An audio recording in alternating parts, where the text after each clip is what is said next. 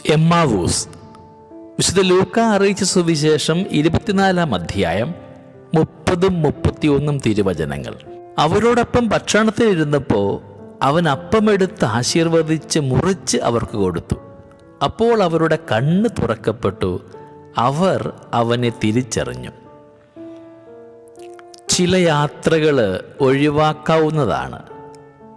Emmaus യാത്ര അത്തരത്തിലൊന്നാണെന്ന് തോന്നുന്നു.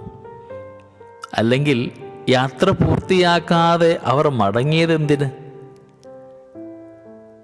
ജീവിതം പോലെ തന്നെയാണിതും. എല്ലാവരും നിരന്തരം ചലിച്ചുകൊണ്ടേയിരിക്കുകയാണ്. എന്നാൽ എവിടേക്ക്? അത്ര ഗൗരവമില്ലാത്ത, ലക്ഷ്യബോധമില്ലാത്ത സഞ്ചാരങ്ങളെ വിളിക്കേണ്ട വാക്കാണോ ജീവിതം? യാത്രയുടെ വഴികളെ ഏകാഗ്രവും അഗാധവുമാക്കാൻ ഒരു കൂട്ടുയാത്രക്കാരനുണ്ട്. ആദിയിൽ പുരുഷനും സ്ത്രീയോടും കൂടെ സായാഹ്ന സവാരിയിൽ ഏർപ്പെട്ട ആ പരമചൈതന്യത്തിൻ്റെ ഓർമ്മപ്പെടുത്തൽ പോലെ ചോദ്യങ്ങൾ ചോദിച്ചും കുസൃതി പറഞ്ഞും അയാൾ എത്രയും ദൂരം വേണമെങ്കിലും സഞ്ചരിക്കുവാൻ തയ്യാറാണ്. യാത്രയിൽ മേഘമായും അഗ്നിയായും സദാ പൊതിയുന്ന ആ സ്നേഹത്തെ വിളിക്കേണ്ട വാക്കാണ് നസ്രത്തിലെ ഈശോ. ജ്ഞാനം പറഞ്ഞു തരികയാണ് അവിടുത്തെ ധർമ്മം.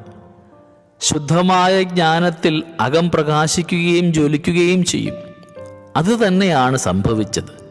വേദം മുഴുവനും തൻ്റെ പ്രകാശമുള്ള നിഴലിനെക്കുറിച്ചാണ് അവിടുന്ന് വെളിപ്പെടുത്തുക. അറിവും ജ്ഞാനവും തമ്മിലുള്ള വ്യത്യാസം ഇതാണ്. അറിവ് വർത്തമാനത്തിൽ അധിഷ്ഠിതമാണ്. ജ്ഞാനത്തിൻ്റെ വേരുകൾ ഭൂതകാലത്തിൽ ആഴ്ന്നു കിടക്കുന്നു.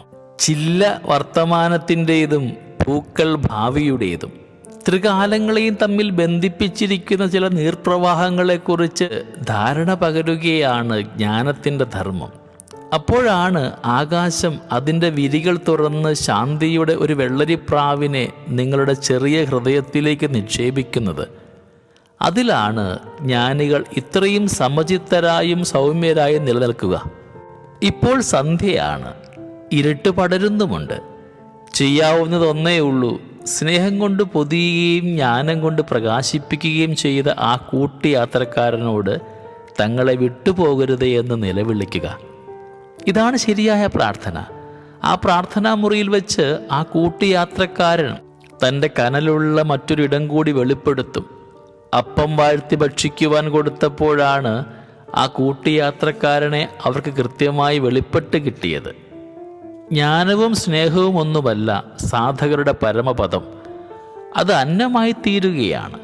അവിടുത്തെ ജ്ഞാനത്തോട് ആഭിമുഖ്യം തോന്നിയിട്ട് അവിടുത്തെ തേടി വന്ന ഗ്രീക്കുകാരോട് അതിലൊന്നുമല്ല കാര്യം, ഗോതമ്പ് മണി പോലെ നിലത്തു വീണഴുകിയാണ് പ്രധാനമെന്ന് പറഞ്ഞിട്ടുള്ളത് അവർ ഓർമ്മിച്ചിട്ടുണ്ടാവും. അന്നമായി മാറുക എന്നതാണ് ശരികളുടെ ശരി. വെന്ത ചോറാണ് അന്നം, കനലിൽ വെന്തത് അപ്പവും. അവർ മടങ്ങിപ്പോവുകയാണ്. കാര്യമായ ലക്ഷ്യങ്ങളില്ലാത്ത യാത്രകൾ അവസാനിപ്പിച്ച് ജ്ഞാനമായും സ്നേഹമായും അന്നമായും കൂടെ വരുന്ന ഒരാളെ ഓർത്ത് കണ്ണുനീരൊഴുക്കിക്കൊണ്ട്. ഇനി എന്നും അവരെന്നും അങ്ങനെ തന്നെ ആയിരിക്കും. അവിടുന്നും അപ്രകാരം തന്നെ.